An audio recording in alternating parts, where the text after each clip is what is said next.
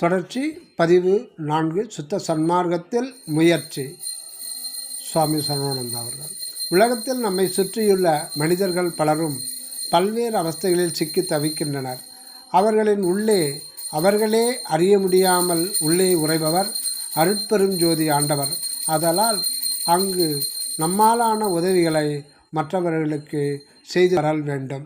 வள்ளலார் நமக்கு இட்ட அருளாணையை ஒருமுறை ஞாபகம் செய்து பின்தொடர்வோம்.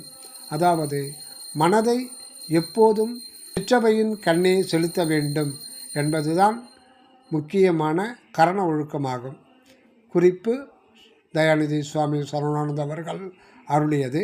மனம் இதய பிரதேசத்திலிருந்து மேலேறி மறுபடியும் தேகம் நான் என்ற மயக்க உணர்வுக்கு கீழ் இறங்காமல் புருவ மத்தியில் ஓர்மையோடு இருந்து சிறநடு சிற்றபையில் எழுந்தருளியிருக்கும் அருட்ஜோதி கடவுளை ஆரம்பத்தில் ஒரு சிறிய தீபச்சுடர் வடிவில் முன்னிறுத்தி பாவித்து பழகி பின்னர் அங்கிருந்து உள்நோக்கி நிராதார நிலையில் உள்ள அருட்பெருஞ்சோதி தனிப்பெருங்கருணை வண்ண கடவுளை தோத்திரத்தாலும் சிந்தனையாலும் இடையராது நினைந்து அவர் அருள் திருமேனி இருக்கின்ற வண்ணத்தை அவரே நம் ஆன்ம அறிவிலே அனுபவப்படுத்தி உருகி வேண்டி நிற்க நினைத்த நினைப்பு மற்று மனமே அவரருளால் அருள் ஒளியாக்கி நம்மை அவரோடு ஒன்றுபடுத்தி தன்மயமாக்கி நித்திய வாழ்வில் வாழ வைப்பார் என்று இங்கு